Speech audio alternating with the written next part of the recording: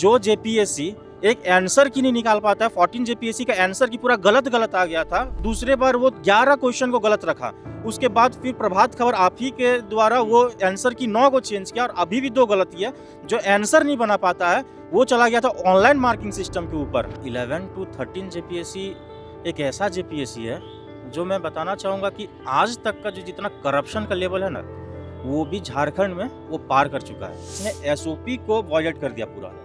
SOP मतलब क्या होता है? स्टैंडर्ड प्रोसीजर होता है। आप क्या करेंगे, ये क्या करेंगे, ये क्या करेंगे। उसने एसओपी के उलट ही मेंस का कॉपी जांच कर दिया। हम लोग बिहार में देखते हैं कि कॉपी में टिक होता है, तो एक लड़का ने कॉपी देखा तो उसमें टिक कुछ भी नहीं है। नंबर जो है एक साइड में लिखा हुआ है और वो नंबर जो है वो एडिटेबल है। सीबीएसई ने स्कैनिंग को लाया, कटिंग करने का सारा टेंडर किया था। इसमें कोई टेंडर नहीं था। गहन जांच होना चाहिए। डिजिटल जो लॉग होता है वो लॉग जो मंगाए उसमें देखे कितना बार उसको खोला गया है। अगर हम फिजिकल कॉपी जब चेक करते हैं जब, तो उसमें हम पेन चलाते हैं। किसी को 5 नंबर दिए, किसी को 8 नंबर दिए कोई क्वेश्चन में, तो जब हम उसको अंक को बदलेंगे तो दिखेगा हमको कि अंक बदल दिया गया, उसका नंबर बदल गया। पर जब डिजिटल फॉर्म में आप उसको ले लेंगे तो डिजिटल फॉर्म में क्या है, 15 को आप 25 कर सकते हैं, 22 कर सकते हैं, कुछ भी कर सकते हैं। तो बाद में भी तो कोई कॉपी खोल करके उसमें नंबर चेंज कर दिया है। तो ये जब कॉल आना चालू हो गया था तो उस समय जो मुख्यमंत्री साहब थे हेमंत सोरेन साहब, वो बोले भी कि ट्वीट भी किए थे कि इसको जांच कराई जाए। तो कुछ अभ्यर्थी इसमें एफआईआर भी दर्ज कराए, पर चूंकि कोई जांच नहीं हुई। एक केस और हुआ था ऑनरेबल जस्टिस दीपक रोशन साहब के बेंच में, उसमें ही बोला गया था कि कॉपी दिखाया जाए, कॉपी नहीं दिखाया गया। तो क्यों डर रहे हैं कॉपी दिखाने? कॉपी इनके पास फिजिकल कॉपी तो पहले तो बात है कि लोग फाड़ फूड़ के फेंक दिए हैं, है ही नहीं, एविडेंसेस मिटाना चाहते हैं। एफआरओ एग्ज़ाम में तो इन्होंने कुछ अलग ही रोल में आ गए। एफआरओ एग्ज़ाम में इन्होंने क्या किया कि पहले जो कॉपी हमारी रहती थी लेफ्ट साइड में थ्रेडिंग रहती थी, सिलाई किया हुआ रहता। अगर कोई फाड़ेगा तो वो पता चल जाएगा, फिर से वो थ्रेड नहीं कर सकता है। एफआरओ एग्ज़ाम में इन्होंने क्या पिनअप वाला कॉपी लाया, ऊपर का पेज वही रखते थे, अंदर में कहीं और से लिखवा करके ला करके पेज उसमें घुसा देते। आज जो आप जो OMR सीट जो वायरल देख रहे हैं किसी कैंडिडेट का, तो आप वायरल क्यों देख रहे हैं? उसका सिंपल यही रीज़न है कि उसने 2-3 दलाल को काम दिया होगा और किसी एक दलाल से काम नहीं हुआ होगा तो दूसरा दलाल वायरल कर दिया इस OMR सीट को। संख्या देखेंगे कैंडिडेट्स की तो ऑलमोस्ट जो है 7000 है। 7000 मल्टीप्लाई बाय जो है 6 यदि किया जाए तो ऑलमोस्ट 42,000 हो जाते हैं, है ना। तो आप समझ लीजिए कि और 42,000 ये मान लीजिए कुछ एब्सेंट्स भी रहे होंगे, है ना। 32,000 33,000 कॉपियाँ हैं, तो उसको मल्टीप्लाई बाय यदि हम लोग ऑन एन एवरेज 48 पेजेज जो रहती हैं उसके एवरेज मल्टीप्लाई किया गया तो लगभग 15 लाख 16 लाख पेजेज स्कैन करना, मतलब ये ह्यूमन पॉसिबल ही नहीं है। 15 लाख 16 लाख पेजेज एक महीने के भीतर उसको स्कैन कर देना और उसके रिजल्ट को चेक भी करवा देना, कंपाइल भी कर देना और पब्लिश भी कर देना, it is impossible for human with in 1 month.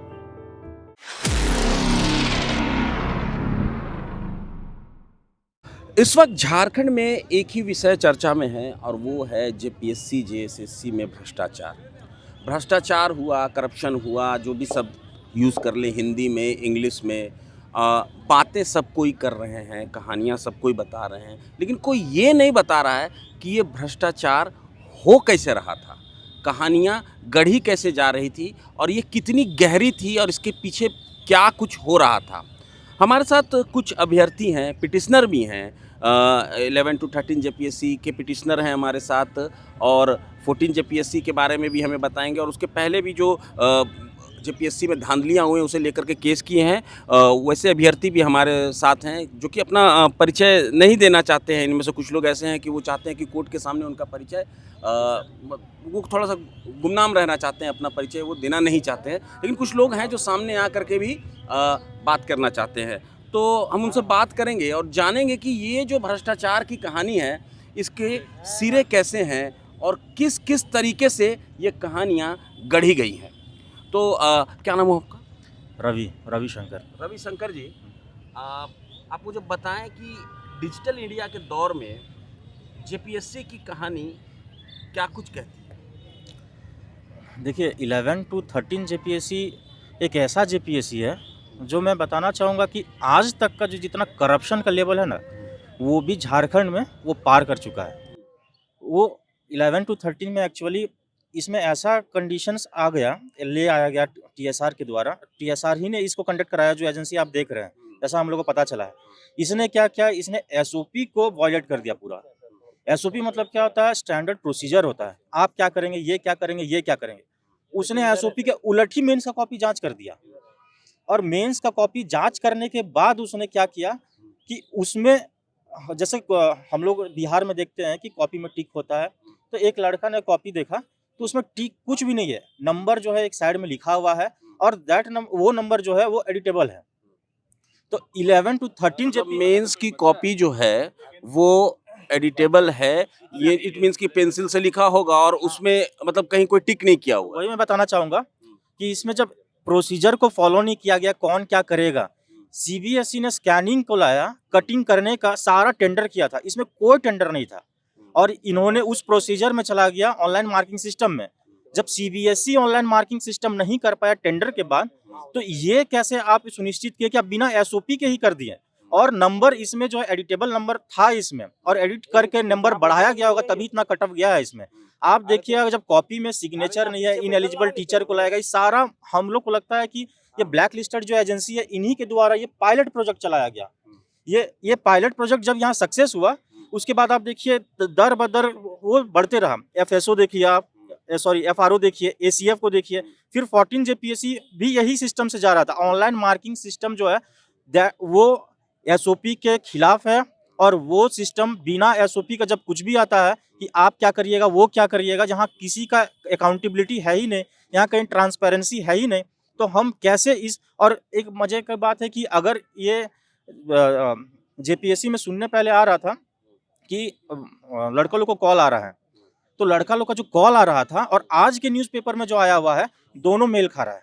उस टाइम जो लड़का का कॉल आ रहा था वो मेरिट से आ रहा होगा, और उस पे धनबाद में जो एफआईआर हुआ था उसका आज तक कोई अता पता है नहीं। तो हम जो जेपीएससी एक आंसर की नहीं निकाल पाता है, 14 जेपीएससी का आंसर की पूरा गलत आ गया था पेपर, जीएस पेपर 1 का। एक बार गलत आ गया, दूसरे बार वो 11 क्वेश्चन को गलत रखा, उसके बाद फिर प्रभात खबर आप ही के द्वारा वो आंसर की 9 को चेंज किया, और अभी भी 2 गलती है। जो आंसर नहीं बना पाता है वो चला गया था ऑनलाइन मार्किंग सिस्टम के ऊपर। और आप देखिएगा ऑनलाइन मार्किंग सिस्टम जब भी होता है उसका एक बहुत बड़ा प्रोसीजर होता है, बहुत बड़ा मैकेनिज्म होता है। तो आप उसको एक अच्छे टेंडर के थ्रू एक अच्छे एजेंसी को हायर करके उसको करते हैं, लेकिन आपने क्या किया, आपने एक पायलट प्रोजेक्ट चला दिया, और वहां से करप्शन का खेल चालू हुआ। और इतना हाई कट ऑफ आप देखिए कि 7th जेपीएससी में जब था, तो 7th जेपीएससी में कट ऑफ था जनरल का 525, और यहाँ आते आते 579 हो गया कट ऑफ, 100 सीट बढ़ गया। बस 2 ही साल में कट ऑफ जो है 100 लगभग 70 नंबर बढ़ गया, 60-70 नंबर वो बढ़ गया। तो हम यही कहना चाहेंगे कि सरकार को इसमें गहन जांच होना चाहिए। डिजिटल जो लॉग होता है वो लॉग जो मंगाए उसमें देखे कितना बार उसको खोला गया है, और वो लॉग को और गाइडलाइंस उसको देखे कि जैसे हम लोग के काउंटर में श्वेता कुमारी गुप्ता जो है वही काउंटर दी है, जबकि वो सेक्रेटरी को देना था, संदीप कुमार को। लेकिन वहां पे जो संदीप कुमार अभी लातेहार का डीसी बन चुके हैं, लेकिन वो श्वेता कुमारी गुप्ता ही दी है। और उसमें वो क्या लिखी है कि नहीं, हम एक कॉन्स्टिट्यूशनल बॉडी है तो हम अपने मन चाहे कुछ भी कर सकते हैं। ये और उस दिन चेयरमैन का स्टेटमेंट है कि नहीं, एसओपी में मेंबर का कहीं सिग्नेचर का जिक्र नहीं है, रूल ऑफ प्रोसीजर 2002 जेपीएससी में। तो हम लोग जो है रूल के अगेंस्ट नहीं, और रूल कहता है तो रूल के हिसाब से कर सकते हैं। मतलब आप एक जगह रूल बताते हैं, एक जगह रूल को उड़ा देते हैं, कहीं भी आप रूल से हट के नहीं कर सकते हैं। रूल हटा, अकाउंटेबिलिटी हटा, ये रूल ऑफ लॉ, मतलब डेमोक्रेसी मतलब ही रूल होता है, रूल ऑफ लॉ। आप उस स्टैंडर्ड प्रोसीजर से नहीं हट सकते, जब भी आप उससे हटिएगा करप्शन होगा ही होगा। देखिए जैसे कि आप बहुत सारी बातें आपने कही, एक आसान भाषा में एक चीज़ समझना चाहता हूँ आपसे कि एक पीटी का ओएमआर का खेल हम लोग यहाँ पर देख रहे हैं कि जो एक एजेंसी है वो कर रही है, वो पता चला अभी सबके सामने आई बातें, जो अभय कुमार तिवारी है वो उसके मास्टरमाइंड निकले और पकड़े गए, और उसके अलावा उसके और भी कई लोग होंगे। पीटी पास करने वाला जो शख्स है वो मेंस में एक फिजिकली कॉपी जांचने की एक प्रक्रिया होती है। आप मुझे ये बताइए कि जो 11 to 13 जेपीएससी है उसमें जो कॉपी जांचने की जो प्रक्रिया थी, जो फिजिकल प्रक्रिया ना हो करके वो प्रक्रिया किस तरह से डाइवर्ट हुई? देखिए, एक आम आदमी भी समझ सके इस चीज को। मैं सभी स्टूडेंट्स को और झारखंड के जितने भी समझदार लोग हैं उनको बस यही बताना चाहूँगा कि ये पूरा प्रोसेस डेविएटेड प्रोसेस है। यहाँ पे सॉफ्टवेयर बनाने का एक गाइडलाइंस होता है, वो सॉफ्टवेयर बनाने का एक गाइडलाइंस होता है, और डेटा भी जो ब्रीच होता है उसके ऊपर भी कानून है। उसने क्या किया कि अपने जो काउंटर हम लोग को दिया है उसमें उन्होंने लिखा है कि हम सॉफ्टवेयर आए और हम जेपीएससी के अंदर ही सॉफ्टवेयर बना दिए। आप सोचिए उस सॉफ्टवेयर को बग को डिबग कौन करेगा? अगर कुछ भी होगा और जेपीएससी में एक ही प्रोग्रामर है, ये सॉफ्टवेयर तैयार कर लिया, 11 लाख पेपर को स्कैन कर लिया, विदाउट टेंडर सब हो रहा है। मतलब जिसको जो मन मुझा रहा है वो कर रहा है, विदाउट टेंडर वो बना लिया सॉफ्टवेयर। वो सॉफ्टवेयर रन कैसे कर रहा है, किसके पास क्या जा रहा है, दैट इज एडिटेबल और नॉट, वो सारा कुछ। और उस टाइम जो है मैडम जो थी नीलिमा करकट्टा, उसने अपना जो है लॉगिन रखा था। जब वो रिटायर हो गई तो उसके बाद वो लॉगिन पासवर्ड किसके पास चला गया, और आज हम लोग को पता चलता है कि वही सेम एजेंसी सारा काम एंड टू एंड काम लिया हुआ था। तो वो काम एजेंसी लिया था, मेंबर उस टाइम कोई कार्यकारी चेयरमैन तक नहीं था। 6-7 महीना जो वो वेकेंट था जगह, उसमें एजेंसी ने पूरा खेल करा होगा हम लोग के हिसाब से। और वहीं पर जो है नंबर किसी का ऊपर किसी, आप देखिएगा नंबर में कितना वेरिएशन है। मेरा जो है एक सब्जेक्ट में जो मेरा सबसे बेस्ट सब्जेक्ट था, जिसमें मैं यूपीएससी का मेंस पीएसआई ऑप्शनल में दिया हुआ हूँ, उसमें मेरा 89 नंबर है। और किन्हीं का नंबर, एक सब्जेक्ट जो सबसे बेस्ट था उसी में उनको काट के नीचे किया गया है। और किन्हीं का नंबर आप देखिएगा कि वो इधर मतलब अचानक से ही बढ़ गया है। तो ये सारा सिस्टम जो है ये बहुत अच्छी तरह से एजेंसी ने रचा था और बहुत सुंदर से इसको पायलट प्रोजेक्ट चलाया। और ये जो है आप एसीएफ में भी देखिए, आप एफएसओ में भी, एफआरओ में भी देखिए, और same system online marking system चल रहा था और सेम सिस्टम इसमें भी अपनाया गया है। तो मतलब इनका कहना है कि 11 to 13 जेपीएससी ही मतलब वो जेपीएससी है जिससे कि ये पूरे षड्यंत्र का इस पूरे षड्यंत्र की शुरुआत हुई थी, और किस तरह से डिजिटल डाटा जो है उसके आड़ में सब कुछ किया गया, और कोई एसओपी नहीं है, कुछ नहीं है, कोई भी कहीं से लॉगिन कर रहा है, कोई भी डाटा जो है वो अपलोड कर दिए जा रहे हैं और उसके आड़ में खिलवाड़ चल रहे हैं। हमारे साथ एक चीज बोलना चाहेंगे हम, आज हम देखें कि चेयरमैन के यहाँ पर मिला हुआ है। आज हम न्यूज देख रहे थे, उसमें चेयरमैन को बताया गया कि चेयरमैन के लैपटॉप में मिला हुआ है आंसर की, आंसर स्क्रिप्ट, ये सब मिला हुआ है। तो आप सोच सकते हैं कि किस लेवल का धांधली इससे पूर्व हुआ होगा, जहां से उन लोग का मनोबल बढ़ा। मनोबल एक दिन नहीं बढ़ता है, मनोबल पुराना काम से बढ़ता है। जब चोर बचता है तो आगे बढ़ते बढ़ते उसका मनोबल हाई होता है। तो 11 to 13 is the pilot project for the corruption, और ये एक फ्लडगेट खोल दिया। अगर ये 11 to 13 को सारा इसको रिमेन्स इस एग्जाम को रद्द होना तो एकदम होना ही पड़ेगा, वरना ये जेपीएससी का अस्तित्व खत्म हो जाएगा। बिल्कुल, बिल्कुल।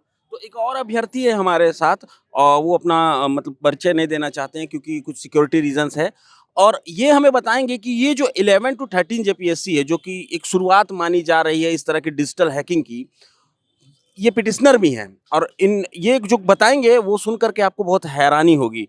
आपने जो पिटिशन किया है उसकी कुछ मूल बातें आप हमें बता सकते हैं? सर मैं तो सबसे पहले यही बताना चाहूँगा कि 11 to 13 जो जेपीएससी एग्ज़ाम हुआ, वो 23, 24 और 25 सॉरी 22, 23, 24 जून 2024 को ये एग्ज़ाम कंडक्ट कराया गया। जैसे ही एग्ज़ाम ख़त्म होता है, उस समय जो चेयरमैन मैडम थी, मेरी नीलिमा करकट्टा मैडम, उन्होंने प्रेस में एक इंटरव्यू दिया था कि इस बार से डिजिटल मूल्यांकन होगा कॉपी का। मुख्य परीक्षा की उत्तर पुस्तिका का डिजिटल मूल्यांकन पहली बार हो रहा था झारखंड में, और इसके रुकना चाहूँगा। मेंस की परीक्षा का डिजिटल मूल्यांकन मतलब ये कैसे होता है, ये थोड़ा सा एक ब्रीफ बताइए। हाँ, उसी पे आ रहे हैं हम आपको। उसमें क्या था कि डिजिटल मूल्यांकन जो करने के लिए बोला गया था कि सभी कैंडिडेट्स के कॉपी को स्कैन करके कंप्यूटर में अपलोड कर दी जाएगी, और अलग अलग जो सब्जेक्ट के विषय के जो टीचर हैं, एक्सपर्ट हैं, उनसे वो कॉपी चेक कराई जाएगी। तो इसमें 2002 का रूल्स एंड प्रोसीजर है जेपीएससी का, जो कार्मिक विभाग द्वारा बनाया गया है, उसको 2012 में एक बार अमेंड भी किया गया है। उसके तहत क्या है कि जो कॉपी चेक करने के लिए जो टीचर आएंगे, वो उनकी कम से कम 10 साल as an assistant professor work किए रहेंगे कोई यूनिवर्सिटी में, या फिर 5 साल एज ए पीजी गाइड रहेंगे, क्योंकि वही चेक कर सकते हैं, क्योंकि उसी में उनको एक्सपीरियंस हासिल होगा, और एक एक्सपर्ट टीचर ही ये कॉपी चेक कर सकता है।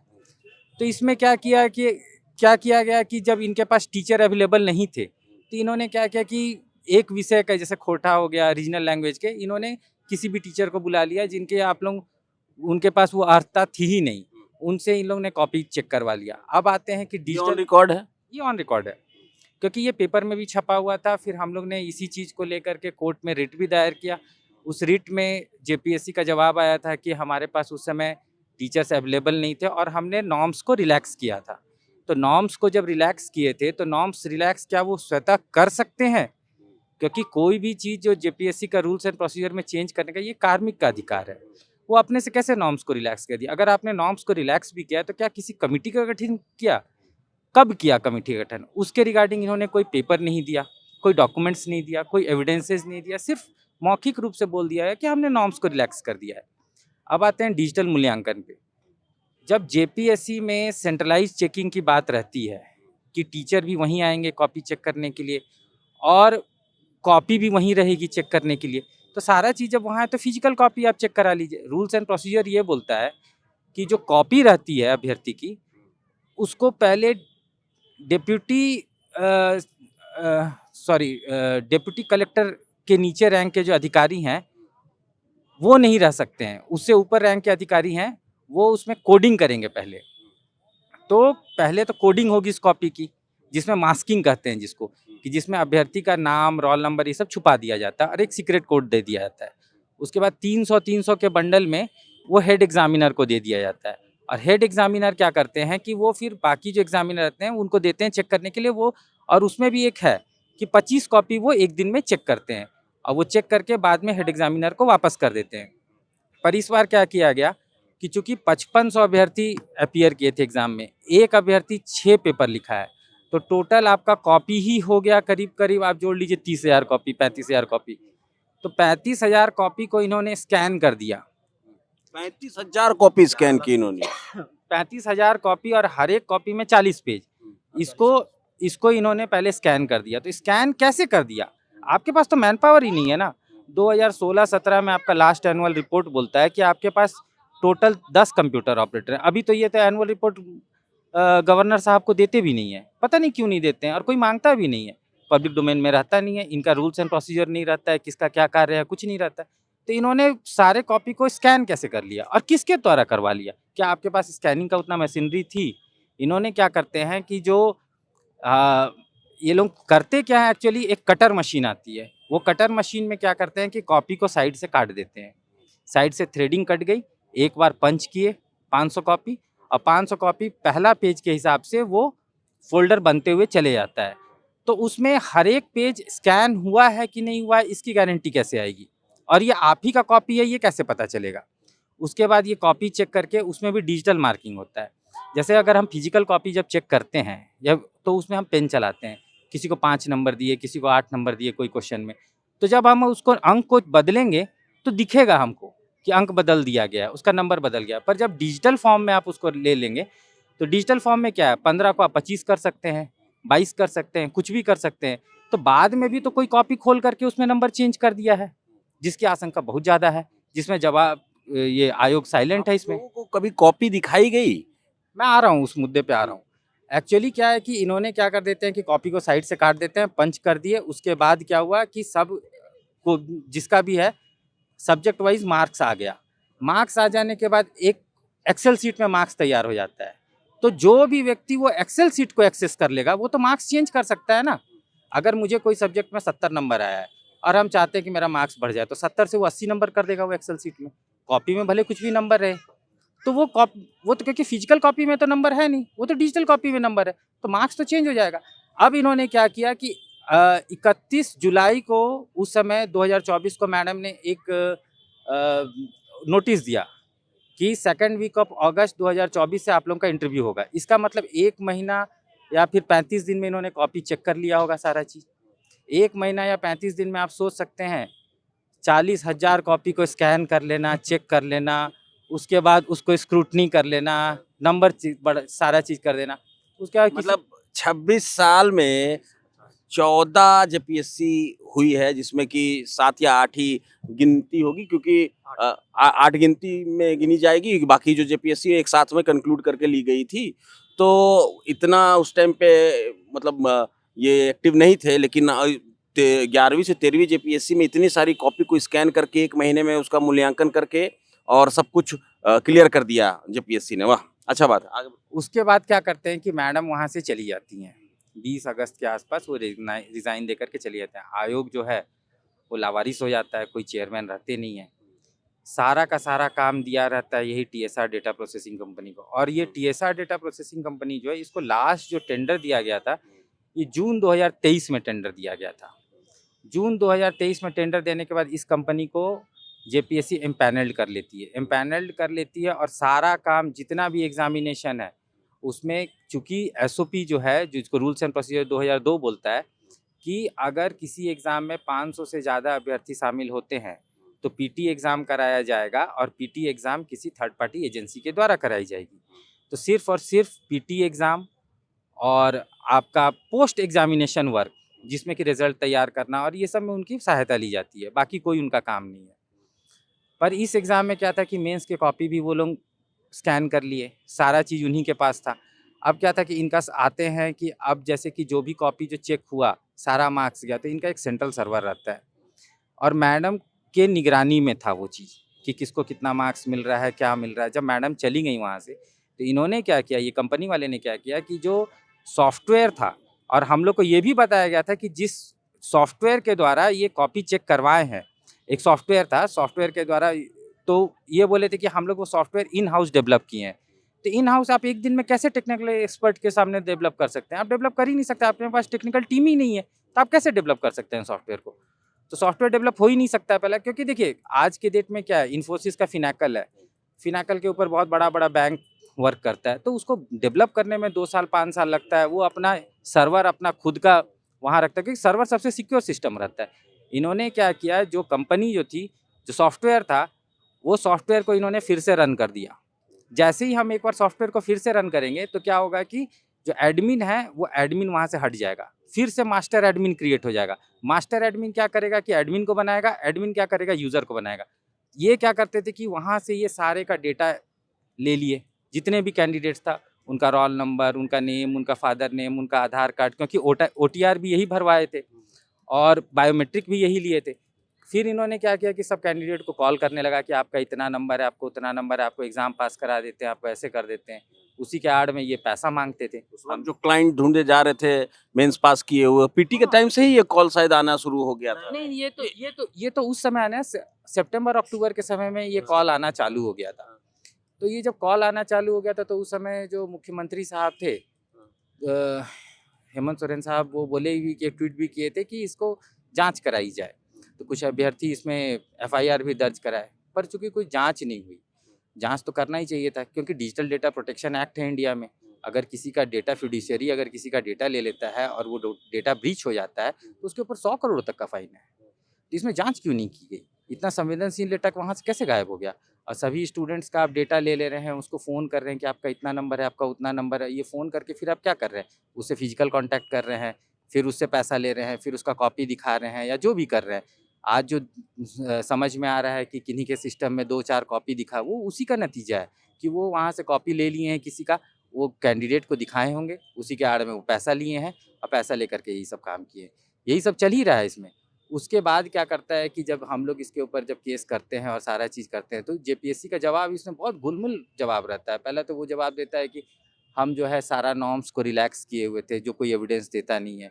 उसके बाद वो बोलता है कि जो भी चीज़ जो डेटा था और थर्ड पार्टी एजेंसी थी, थर्ड पार्टी एजेंसी को हमने मेंस का वर्क में कोई भी इन्वॉल्व ही नहीं किया था। हमने अपने से सारा स्कैन कर लिया, सारा चीज़ कर लिया। फिर हम लोग बोलते हैं कि हमको कॉपी दिखाया जाए, फिजिकल कॉपी हमारी कहाँ है, फिजिकल कॉपी दिखाया जाए और डिजिटली इवैल्यूएटेड कॉपी, दोनों कॉपी दिखाया जाए। इसमें ऑनरेबल जस्टिस आनंदा सेन साहब के बेंच में सुनवाई हुई थी, तो वहाँ से बोला गया था कि कॉपी दिखाया जाए कैंडिडेट को, पर कैंडिडेट को कॉपी नहीं दिखाया गया। उसके बाद एक केस और हुआ था ऑनरेबल जस्टिस दीपक रोशन साहब के बेंच में, उसमें ही बोला गया था कि कॉपी दिखाया जाए, कॉपी नहीं दिखाया गया। तो क्यों डर रहे हैं कॉफी दिखाने से? कॉपी इनके पास, फिजिकल कॉपी तो पहले तो बात है कि लोग फाड़ फूड़ के फेंक दिए हैं, है ही नहीं, एविडेंसेस मिटाना चाहते हैं। यही तो हम मांग करते हैं कि अभी जो जांच प्रक्रिया चल रही है, तो ये जांच प्रक्रिया में क्या निकल करके आ रहा है कि इनके कंप्यूटर से वो मिल रहा है, किसी घर से एडमिट कार्ड मिल रहा है, किसी घर से कुछ मिल रहा है। तो ये सरासर स्कैम है, फुल स्कैम है। चाहे ये एग्ज़ाम ले लीजिए, चाहे सीडीपीओ एग्ज़ाम ले लीजिए। सीडीपीओ एग्ज़ाम में भी इन्होंने क्या किया है, इतने कैंडिडेट्स बाहर से आ गए हैं। ये क्या करते हैं कि जिस कैंडिडेट्स को सिलेक्शन करना है, उस कैंडिडेट्स का मार्क्स ही बढ़ा देते हैं। उसका कॉपी चेक किया जाए कि क्या उसको सही में उतना मार्क्स है कि नहीं है। वो कैंडिडेट्स वो चीज़ लिखा है कि नहीं, वो कैसे कर देते हैं ये चीज़। इसके बाद आ जाते हैं हम लोग एफआरओ एग्ज़ाम में। एफआरओ एग्ज़ाम में तो इन्होंने कुछ अलग ही रोल में आ गए। एफआरओ एग्ज़ाम में इन्होंने क्या किया कि पहले जो कॉपी हमारी रहती थी लेफ्ट साइड में थ्रेडिंग रहती थी, सिलाई किया हुआ रहता, अगर कोई फाड़ेगा तो वो पता चल जाएगा, फिर से वो थ्रेड नहीं कर सकता है। एफआरओ एग्ज़ाम में इन्होंने क्या पिनअप वाला कॉपी लाया, ऊपर का पेज वही रखते थे, अंदर में कहीं और से लिखवा करके ला करके पेज उसमें घुसा देते थे। और धांधली का लेवल ही मतलब धांधली का लेवल नहीं, धांधली का लेवल अप होते गया। ये लोग जैसे कि अगर हम लोग सीढ़ी स्टेयर से जाते हैं, ये लोग लिफ्ट से जा रहे थे से जा रहे हैं। और इतना स्पीड से जा रहे थे कि इसको पकड़ना मुश्किल है। आप ये सोच लीजिए कि प्रारंभिक परीक्षा के बाद बहुत कम दिन में मुख्य परीक्षा एग्ज़ाम करा दी जा रही थी, क्योंकि प्रारंभिक परीक्षा में जो धांधली है उसके लिए कोर्ट लड़के ना जा पाए। कोर्ट में बहुत कम समय दिया जाता था, तो उतना दिन में लड़के पिटीशन दायर करेंगे या कोर्ट केस में देखेंगे कि क्या करेंगे, उतना दिन में मुख्य परीक्षा हो जाती थी। एक बार मुख्य परीक्षा हो जाने के बाद फिर वो चीज़ रिवर्स नहीं हो पाता था। पर इस बार तो कुछ और ही हो गया। आज जो आप जो ओएमआर शीट जो वायरल देख रहे हैं किसी कैंडिडेट का, तो आप वायरल क्यों देख रहे हैं? उसका सिंपल यही रीज़न है कि उसने 2-3 दलाल को काम दिया होगा और किसी एक दलाल से काम नहीं हुआ होगा, तो दूसरा दलाल वायरल कर दिया इस ओएमआर शीट को। यही सिंपल चीज़ है। तो एक नया-नया लेवल और एक नया-नया इतिहास रचते जा रहा है। देखिए, हम लोग का तो सिर्फ़ एक ही माँग है, अच्छे से जाँच कर लीजिए। स्टेट की जो सीआईडी है, एजेंसी, हम लोग उन पे पूरा भरोसा है। आप जाँच कीजिए, आप हम लोग से सहयोग लीजिए। हम लोग को जो चीज़ पता है, जो चीज़ हम लोग जितना सोचे हैं इसके बारे में कि कैसे-कैसे क्या करता है, क्या नहीं करता है, हम लोग वो चीज़ देखे हैं। रूल्स के अनुसार क्या है, नहीं है, उसको कैसे ये लोग रूल्स को के ऊपर टेम्परिंग करके कैसे उसके ऊपर खेलता है, ये सब हम लोग आपको बता सकते हैं। हम लोग ये भी दिए भी हैं सीआईडी को भी, लिख करके भी दिए हैं कि ऐसा-ऐसा चीज़ हुआ अभी है। सीआईडी ने कुछ प्रूफ मांगे थे, उस वक्त में आप लोगों ने कुछ इनिशिएट किया था क्या? हाँ, हम लोग तो सारा प्रूफ़ दे चुके हैं, जो भी हम लोग को जो पता है। और ख़ासकर एक्चुअली इसमें हम ज़्यादा नहीं बोलना चाहेंगे क्योंकि ये मामला माननीय उच्च न्यायालय में लंबित है, तो इसके बारे में तो हम उतना नहीं बता पाएँगे अभी आपको। पर जो भी हमसे प्रूफ़ माँगा जाएगा और जो भी ये है, हम लोग पूरा सहयोग करने के लिए तैयार हैं। तो देखिए ये अभ्यर्थी भी हैं, पिटिशनर भी हैं और ये बता रहे हैं कि करप्शन का जो लेवल है, वो सीढ़ी नहीं लिफ्ट से ऊपर आया है। मतलब हर एग्ज़ाम में एक पायदान नहीं मतलब कई माले ऊपर चल गया है। एक और अभ्यर्थी हैं आप भी कुछ बताना चाह रहे हैं इस मैटर में, है ना? मुझे भी कॉल आई हुई थी। आपको कॉल आई थी, हाँ, वही 11 to 13 जेपीएससी। राइट, हाँ। और मैंने सीडीपीओ का भी मेंस लिखा था और जेपीएससी 11 टू 13 में भी मेंस लिखा था। और मुझे लग रहा था कि मैं बहुत ही अच्छा इसमें जो है आंसर्स लिख कर आया हूँ और मेरी क्वालिफाई हो जाऊँगा। 11 टू 13 में और सीडीपीओ में मैं जहाँ तक देख पाया हूँ जो अभी कट ऑफ वगैरह जारी हुआ था आफ्टर इंटरव्यू, तो हमको लगता है कि 2 या 3 नंबर से मैं सीडीपीओ में क्वालिफ़ाई नहीं कर पाया मीन्स जो अभी का मार्क्स इन लोग ने दिया था। और वहीं पर जो 17 सीट्स में मैं फ़ाइट कर रहा था और जो 11 टू 13 जेपीएससी मेंस में जहाँ पर सीटों की संख्या जो थी वहाँ पर 342 थी, वहाँ पर मैं बहुत बाहर हूँ। जबकि वो मेरी बेहतर जो है एग्ज़ाम लाइफ़ की सबसे बेहतर एग्ज़ाम मैंने दी थी। तो ये जो है तो कहीं न कहीं लग रहा था कि गड़बड़ियाँ हुई है। और मुझे कॉल जो है नवंबर महीने में भी आई थी कि आप ये बोल रहे हैं, आपकी रोल नंबर ये है, आपका मार्क्स ये है, आपकी आधार संख्या ये है, फादर नेम है, मदर नेम ये है, आप कुछ नंबर से जो है डिस्क्वालीफ़ाई कर रहे हैं, क्या आप जो है उसमें पास करना चाहते हैं? तो पैसे की डिमांड की गई थी। तो मैं बोला कि तो मैं फिर जो है उसको इग्नोर कर दिया था और मुझे लगा कि मैं तो क्वालीफ़ाई कर ही रहा हूँ क्योंकि मेरी मेहनत मेंस की जो है बहुत ही बेहतर गई है। मैं यूपीएससी की भी मेंस वगैरह लिखा हुआ हूँ, तो मुझे लग रहा था मेरी बेहतर गई हुई है तो मैं क्वालीफ़ाई कर जाऊँगा। लेकिन अब जो है, जो अभी खुलासे हो रहे हैं, तो लग रही हैं कि नहीं वाक़ई में जो बहुत ही गड़बड़ियाँ हुई थी। और चूँकि यदि देखा जाए इसकी क्रोनोलॉजी को, तो जो है 22-23 जून 2024 में मेंस होता है, ठीक है? 1 महीने की फिर जो है इन्होंने जो अपनी काउंटर एफ़िडेविट में दिया हुआ है कि 25th जून के बाद जो है उनके उसमें डेट मेंशन किए हुए हैं कि वहाँ पर जो है लोग अपने प्रीमाइसेज़ में सॉफ्टवेयर कंपनी को जो है लोग बुलाते हैं, वहाँ पर डेवलप करते हैं सॉफ्टवेयर। अब समझिए कि सॉफ्टवेयर को डेवलप भी कर रहे हैं, टेस्टिंग भी कर रहे हैं और जो है कॉपियाँ भी कर रही हैं। हाँ, मेंस की भी। और आप यदि मेंस की जो संख्या देखेंगे कैंडिडेट्स की, तो ऑलमोस्ट जो है 7000 हैं, 7000 मल्टीप्लाई बाय जो है 6 यदि किया जाए तो ऑलमोस्ट 42,000 हो जाते हैं, है ना?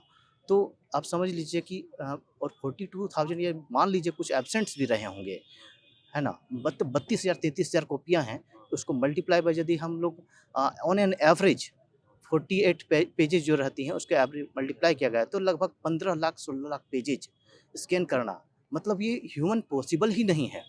15 लाख 16 लाख पेजेज़ 1 महीने के भीतर उसको स्कैन कर देना और उसके रिज़ल्ट को चेक भी करवा देना, कंपाइल भी कर देना और पब्लिश भी कर देना, it is impossible for human within 1 month. ठीक है? सब इन्होंने 1 महीने के भीतर जो है इन्होंने कर दिया। उसके बाद जो है जो है 1 अगस्त या 2 अगस्त को इन लोग की एक लेटर जारी होती है कि जो है सेकंड वीक ऑफ अगस्त से इंटरव्यू जो है ये कंडक्ट होगी। लेकिन उस समय जो भी कारण रही होंगी फिर जो उस समय तत्कालीन चेयरमैन थी उन्होंने रिज़ाइन कर दिए और इंटरव्यू कंडक्ट नहीं हो पाया। बहुत सारे प्रोटेस्ट हुए, फिर जब जा कर के उसमें चेयरमैन अपॉइंट हुए, फिर जब रिज़ल्ट आया, तो जब नाम नहीं देखा तब मुझे लगा कि नहीं बहुत भारी गड़बड़ी हुई है, ठीक है? और ये क्रोनोलॉजी तब जाकर समझ में आता है कि 1 महीने के भीतर ये पॉसिबल ही नहीं था और ये फ़ोन कॉल जो आ रहे थे, ये तो बेसिकली ये वायलेशन था डेटा प्रोटेक्शन रूल्स की जो सर ने बताया है, ठीक है? तो ये है अब हम लोगों की डिमांड है कि फिर से एक बार जो है जाँच की जाए, उसकी सीआईडी से जाँच की जाए गंभीर रूप से चूँकि जो है ये राज्य के सर्वोच्च पदाधिकारी के चयन कर रही हैं जेपीएससी। यदि सर्वोच्च पदाधिकारी यदि इस तरह से जो है किसी तरीके से घुसते हैं सिस्टम में, तो वो सिस्टम को स्पॉइल ही करेंगे, खराब ही करेंगे। वो कभी भी लोगों को ऊपर नहीं उठाने की कोशिश करेंगे, कभी भी लोगों के हित में कार्य नहीं करेंगे।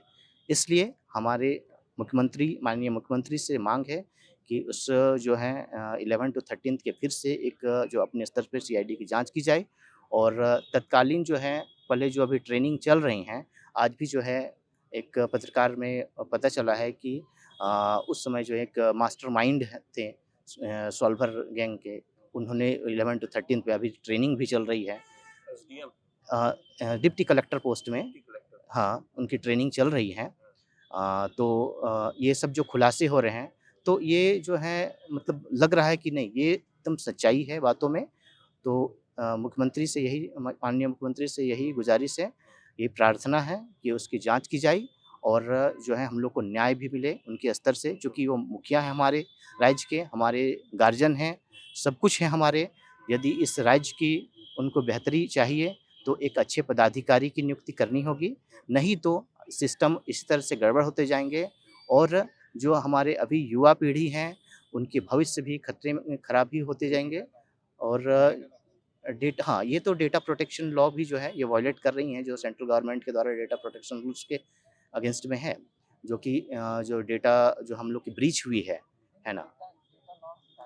हाँ, और चूँकि जो सिस्टम इन लोगों ने डेवलप किया था, एक बात और बताना चाहूँगा, जो इन्होंने सॉफ्टवेयर्स वगैरह जो इन लोग डेवलप किए हैं, जो टेस्टिंग किए हैं, अब देखिए यदि कुछ छेड़खानी वगैरह होती है, तो उसमें एक सिस्टम में जो है एक लॉग क्रिएट होता है कंप्यूटर में, कुछ भी उसमें नंबर्स में छेड़खानी होती है। अब जैसे कॉपी दिखाई नहीं जा रही हैं या उसमें क्या गड़बड़ियाँ की गई हैं, है ना? क्योंकि डेटा का जो है ब्रीच हुआ है, वहाँ से कॉल आ रही थी, हो सकता है कि उसके जो है मार्क्स जो हैं छेड़खानी की गई होगी, तो एटलीस्ट डेटा लॉग भी जो है और उसको जो है कोर्ट, चूँकि कोर्ट के संज्ञ अभी है, न्यायालय में अधीन है, तो वहाँ पर भी जो प्रस्तुत करने की और डेटा प्रोटेक्शन की जो है सीआईडी के स्तर पर जांच भी की जाए। डेटा उसमें जो है लॉग वगैरह का कि कुछ गड़बड़ियाँ हुई है कि नहीं हुई हैं। वो जाँच किया जाए। एक अवर्ती और हैं वो जो हम हाँ। इसमें सर क्या है ना कि जैसे कि अगर कोई भी सॉफ्टवेयर रन करता है सर्वर पे, तो उसका एक डेटा लॉग क्रिएट होता है। तो कितनी बार मेरी कॉपी खुली, मान लीजिए कि मेरी कॉपी एक बार खुली, एक बार चेक होने के लिए, तो एक बार लॉग में वो एंट्री हो जाएगा। अगर दोबारा किसी ने कॉपी खोला, तो फिर से वो एक बार एंट्री हो जाएगा लॉग में। अगर उसमें कुछ भी छेड़छाड़ किया गया है, जैसे मार्क्स चेंज किया गया है, तो वो सब सारा एंट्री दिखेगा उसमें। तो बिना सर्वर लॉग निकाले, बिना सर्वर लॉग जांचे, इस चीज़ की पुष्टि नहीं हो सकती है कि ये कितना अंदर तक डीपली पेनिट्रेटेड है और कितने अभ्यर्थियों का नंबर चेंज किया गया है कि क्या किया गया है, क्योंकि 7 महीना 8 महीना चेयरमैन की नियुक्ति नहीं हो पाई थी 6-7 महीना तक। तो वो 6-7 महीना में इस एजेंसी ने क्या-क्या खेल रचा है, किस-किस को इसने नंबर बढ़ाया है, क्या किया है, ये सब जानने के लिए। और क्या करते हैं सर ये लोग कि जैसे ही आप जैसे जानते हैं कि अगर आपके पास अभी एंड्रॉयड मोबाइल है, तो एंड्रॉयड मान लिए 2.0 ऑपरेटिंग सिस्टम है। जैसे ही आप अगर उसका सोर्स कोड में कुछ भी चेंज करेंगे, तो एक नया वर्ज़न क्रिएट हो जाता है, जैसे एंड्रॉयड 2.1 क्रिएट हो जाता है। तो ये लोग करते क्या है सर कि जैसे कि जो ऑन स्क्रीन मार्किंग सिस्टम जो सॉफ्टवेयर था, जब उसका सोर्स कोड में ये लोग चेंज कर देते हैं, जैसे कि उसका सोर्स कोड में चेंज कर दिए कि अब डेटा लॉग ये क्रिएट ही नहीं करेगा, लॉग ही नहीं क्रिएट करेगा, तो एक नया उसका वर्ज़न क्रिएट हो जाएगा और वो सोर्स कोड को फिर ये रन कर देते हैं। और जैसे ही वो सोर्स कोड को रन करेंगे, मास्टर एडमिन क्रिएट हो जाएगा और मास्टर एडमिन क्या करेगा कि वो एडमिन क्रिएट करेगा। बाकी जितने यूज़र और जो भी हैं वो सारे डेटा वो सर्वर का वो उठा करके वो देख सकता है। तो बिना इसमें सर्वर की जांच की हुई, सर्वर को जांच करने के लिए भी सेंट्रल गवर्नमेंट की है, कंप्यूटर इमरजेंसी रिस्पांस टीम है, सर्टिन है, आप एनआईसी से भी कांटेक्ट कर सकते हैं। सीआईडी अपने खुद सक्षम है इसको करने के लिए, फॉरेंसिक जांच करवा सकते हैं। पर ये जांच करवाइए सर, क्योंकि जांच करवाने पे ही ये पता चलेगा कि ये कितना ज़्यादा चोरी किए हैं और कितना डीपली पेनिट्रेटेड है इन लोगों का सारा चीज़। तो इस तो चीज़ पे काफ़ी लंबा हो जा रहा है, और लेकिन आपने डिटेल में आप तीनों ने जो बातें बताई हैं, वो बिल्कुल मतलब एक ऐसी बात है कि उसको सुन करके ऐसा लग रहा है कि अगर इसकी जांच नहीं हुई ना, तो ये किसी के गला घोटने के बराबर होगा। ये उन छात्रों के साथ मतलब इस तरह का अन्याय है कि वो अपनी उम्र खोते जा रहे हैं, उम्मीद खोते जा रहे हैं, और हर एक चीज़ जो है उनके हाथों से यूँ निकलते जा रही है। 1 नंबर, 2 नंबर से सिलेक्शन उनका नहीं हो रहा है, क्योंकि कहीं एक बहुत बड़ा खेल चल रहा है, और वो खेल जो है वो युवाओं की ज़िंदगी को तबाह कर रहा है, बर्बाद कर रहा है। युवा 20-21 साल में ग्रेजुएट होते हैं, 23-24 साल की उम्र से वो प्रतियोगी परीक्षाओं में देना शुरू करते हैं प्रतियोगी परीक्षाएँ, और देते-देते उम्र बीत जाती है, 40 साल, 42 साल हो जाते हैं, और कभी 1 नंबर, कभी 2 नंबर से पीछे रह जाते हैं। इसी उम्मीद में अगली एग्ज़ाम देते हैं कि मैं इस 2 नंबर की जो खाई है, मैं इसको पार कर जाऊँगा, 1 नंबर की खाई को मैं पार कर जाऊँगा। मगर अफ़सोस कि जब वो 40 साल के हो जाते हैं, जब वो 35 साल के हो जाते हैं, तो उन्हें पता चलता है कि खाई 1 या 2 नंबर की नहीं थी, मगरमच्छ थे। उस सिस्टम में बैठे हुए थे, जो जिनसे इनको उम्मीद थी, जिन पे इन्होंने भरोसा किया था, और उस मगरमच्छ ने इनके पूरे करियर को तबाह कर दिया, ख़त्म कर दिया। लाखों बच्चों के भविष्य के साथ खिलवाड़ कर दिया, ख़त्म कर दिया। और बड़े शालीनता से ये राज्य के मुख्यमंत्री हेमंत सोरेन से अपील कर रहे हैं कि आप एक बार इस मामले को फिर से देखिए और इसकी जाँच करवाइए। जाँच करवाइएगा तो ज़रूर कुछ ना कुछ आपको मिलेगा, और मुझे उम्मीद है कि मुखिया इतने संवेदनशील हैं कि वो जो युवा जो हैं यहाँ आज जयपाल सिंह स्टेडियम में जुटे हैं, इनकी बातें वो सुन रहे होंगे, समझ रहे होंगे, और सही वक्त का इंतज़ार वो करेंगे, और आने वाले वक्त में कुछ एक ठोस नतीजा झारखंड के छात्रों को देखने को मिलेगा सरकार की तरफ से कि कुछ अच्छा हुआ है उनके साथ। नाउम्मीदी में जीने से अच्छा है कि उम्मीद बरकरार रखना। जैसे कि लाइट चली गई है, मोबाइल की लाइट से हम लोग शूट कर रहे हैं, ऐसा नहीं किया कि हमने कैमरा बंद कर दिया, हमने जारी रखा। तो इसी तरह अपनी लड़ाई जारी रखिए। मुझे उम्मीद है कि सरकार संवेदनशील है और वो आपकी बात सुन रही है, और ज़रूर ये वाली जो हम एपिसोड कर रहे हैं, इसको देखने के बाद भी कुछ असर होगा। लोगों के बीच में भी ये बातें पता चलेगी कितना डीप घुसा हुआ है सिस्टम। डिजिटल इंडिया के नाम पर झारखंड में जेपीएससी क्या कर रहा है, जब डिजिटलाइज हो रहा है जेपीएससी, तो वो क्या कर रहा है, ये जब आप जानेंगे, जब इस एपिसोड को आपने जब पूरा देख चुके होंगे, तो आप हैरत कर रहे होंगे। मुझे इतना यकीन है, और मुझे ये भी यकीन है कि एक संवेदनशील सरकार जो है वो छात्रों के हित में ज़रूर काम करेगी। उम्मीद करता हूँ कि बहुत जल्द ही कुछ सकारात्मक न्यूज़ जो है वो छात्रों को सुनाई दे। इसी उम्मीद के साथ फ़िलहाल इतना ही। मैं अभिषेक आनंद, और मेरे साथ कुणाल, और मेरे तमाम जो अभ्यर्थी दोस्त हैं, इनका बहुत-बहुत धन्यवाद। जोहार। प्रभातखबर.com, विश्वास वही, रफ्तार नहीं।